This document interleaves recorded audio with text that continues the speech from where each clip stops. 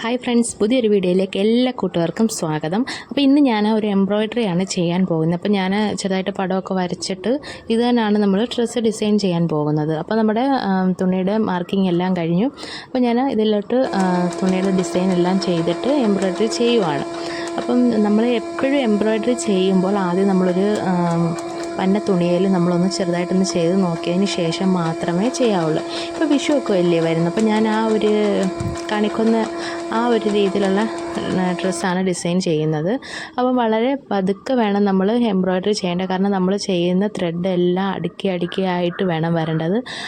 എങ്കിൽ മാത്രമേ നമ്മൾ ആ ചെയ്യുന്ന പൂക്കൾക്ക് ഒരു ഭംഗി ഉണ്ടാവത്തുള്ളൂ.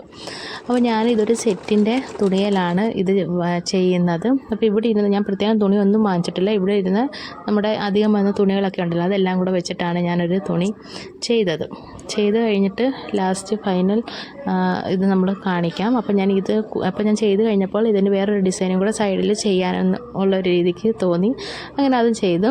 അപ്പം അത്യാവശ്യം നല്ല രീതിയിൽ തന്നെ വർക്കുകളെല്ലാം ചെയ്തെടുത്തിട്ടുണ്ട്. അപ്പോൾ ഞാനിത് സ്കാലപ്പ് ചെയ്തിട്ടുണ്ട്. എന്ന് വെച്ചാൽ അത് നമ്മുടെ ടോപ്പിൻ്റെ നമുക്ക് സ്കേർട്ട് പോലെ വരുമല്ലോ, ആ ഒരു ഭാഗത്തായിട്ടാണ്. ഇതൊരു ഫ്രോക്കാണ്. അപ്പോൾ അതിൻ്റെ താഴത്തെ ഭാഗത്തായിട്ടാണ് സ്കാലപ്പ് ചെയ്തേക്കുന്നത്. അപ്പം സ്കാലപ്പ് ചെയ്തേക്കുന്നത് ഞാൻ ഷോർട്ടാക്കി ഇട്ടിട്ടുണ്ട്. അപ്പോൾ അതിൻ്റെ സെറ്റിങ്ങും കാര്യങ്ങളും എല്ലാം അതിൽ ഞാൻ പറയുന്നുണ്ട്. അപ്പോൾ ഇത് സോൾഡറിങ് അയൺ ഉപയോഗിച്ച് വളരെ പതുക്കെ വേണം ഇത് കട്ട് ചെയ്തെടുക്കേണ്ടത്. കാരണം നമ്മുടെ എംബ്രോയ്ഡറി നൂലിൽ ഇത് ശകലം ഒന്ന് മുട്ടിക്കഴിഞ്ഞാൽ അത്രയും ഭാഗം അങ്ങ് കരിഞ്ഞു പോകും. അതുകൊണ്ട് ഞാൻ വളരെയധികം സൂക്ഷിച്ചാണിത് ചെയ്യുന്നത്.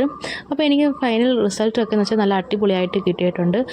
സ്കാലപ്പൊക്കെ നമുക്ക് നല്ല അടിപൊളിയായിട്ട് നമ്മുടെ ഈ ജനോമിയുടെ മെഷീനകത്ത് ചെയ്യാൻ പറ്റുന്നുണ്ട്. അപ്പോൾ അതിൻ്റെ ലെങ്ത്തും ടെൻഷനും എല്ലാം ഞാൻ ഏത് രീതിക്കാണ് ഇടേണ്ടതെന്നുള്ളതെല്ലാം ഞാൻ കാണിച്ചിട്ടുണ്ട്.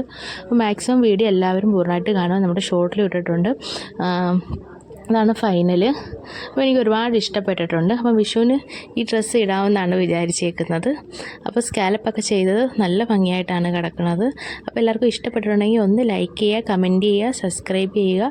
അപ്പോൾ ഇതുപോലുള്ള ഡ്രസ്സും കാര്യങ്ങളും എല്ലാം നമ്മൾ ഡിസൈൻ ചെയ്യുന്നതാണ്.